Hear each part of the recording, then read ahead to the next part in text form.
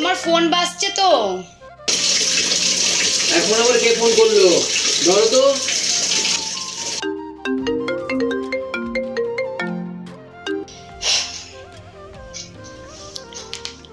Hello. Hello ma'am, আমি রোহিত বলছি Greenland hotel থেকে। আমি কি একটু স্যারের সাথে কথা বলতে পারি? হোটেল থেকে? ইয়েস ম্যাম, গ্রিনল্যান্ড হোটেল থেকে।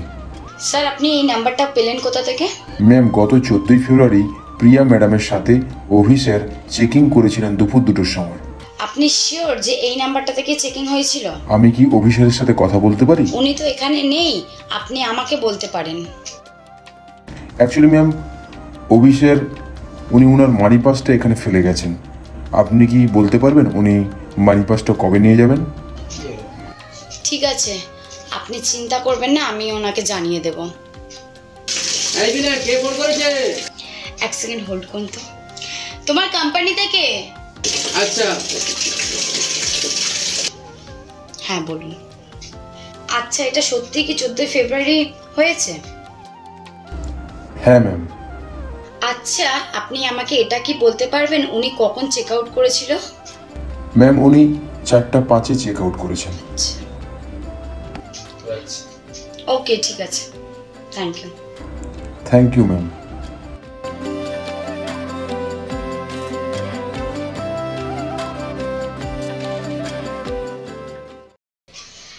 শোনো,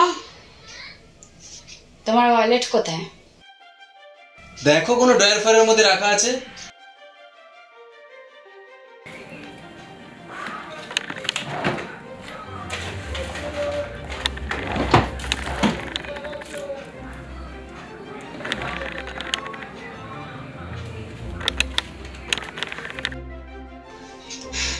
এটা তো তোমার ওয়ালেট না। অ্যাকচুয়ালি কি বলতো, আগের ওয়ালেটটা না পুরনো হয়ে গেছিল, তাই ওটা ফেলে দিয়েছি। আচ্ছা, তোমার এটিএম কার্ড তো তোমার ওয়ালেটের মধ্যেই থাকে, তো নেই কেন? কেন, ওটা আবার কি হবে? যেটা জিজ্ঞাসা করছি সেটা বলো। ওটা আলমারির মধ্যে আছে, নিয়ে নাও। সেদিন দুপুরে তুমি কোথায় ছিলে? কোন দিন? 14 ফেব্রুয়ারি। আরে ওই দিন তো আমি অফিসে ছিলাম, অফিসে কাজ করছিলাম। আর তুমি ওই দিন লাঞ্চ করোনি, লাঞ্চটা ফিরিয়ে নিয়ে এসেছিলে বাড়িতে। অ্যাকচুয়ালি কি বলতো, ওই দিনকার আমি রোহিতের সাথে লাঞ্চটা করে নিয়েছিলাম। আর তুমি তো জানো আমার পটলের তরকারি একদম ভালো লাগে না। ওই দিন আমি পটলের তরকারি করেছিলাম না পনির রান্না করেছিলাম। ও আচ্ছা আচ্ছা আচ্ছা, ভুলেই গেছিলাম। ওই দিন তুমি গ্রিনভিউ হোটেলে গিয়েছিলে। আমার বান্ধবী আমাকে ফোন করে বলল হোটেলে তোমাকে ঢুকতে দেখেছে। তাহলে আমার বন্ধু আশিসকেই দেখেছে, কারণ কি বলতো, ওই দিন আমার গাড়ি নিয়ে আশিস ওই দিকে গেছিল। গাড়ি নয়, তোমাকেই দেখেছে। সত্যি করে বলো, হোটেলে কি করতে গেছিলে? আরে বাবা, আমি যাইনি তো বলবো কি করে? আচ্ছা, একটা কথা বলো, পিয়াটা কে? সেটা আবার কি, আমি কি করে জানবো? তবে কে জানবে? আচ্ছা একটা কথা বলো, তুমি আজকে আমাকে এত প্রশ্ন কেন করছো? হোটেল দিয়ে ফোন এসেছিল, তোমার ওয়ালেটটা ওখানে ফেলে এসেছো। সত্যি কথা বলো, কোথায় গেছিলে তুমি ওই দিন? আরে বাবা, অফিসেই ছিলাম, অফিসেই কাজ করছিলাম, আর কোথায় থাকবো? বেশি নাটক করো না আমার সাথে, সত্যি কথা বলো, ওই দিন তুমি কোথায় ছিলে?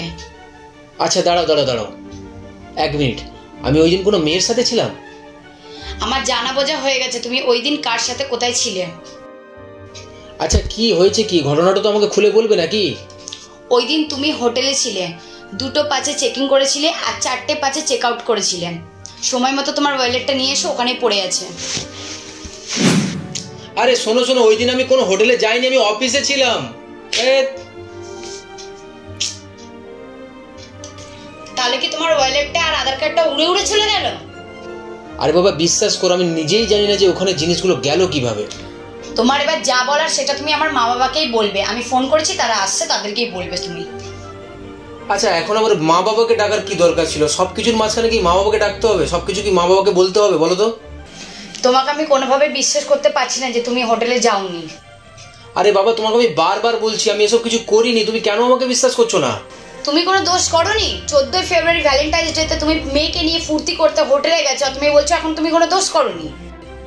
দেখো বিনা, আমি এখনো তোমাকে বলছি আমি হোটেলে কাউকে নিয়ে যাইনি, আমি কোনো হোটেলেই যাইনি। তো তুমি এমনিতে মানবে না, মা বাবাকে ডেকেছি তারপরেই তুমি মানবে। ঠিক আছে?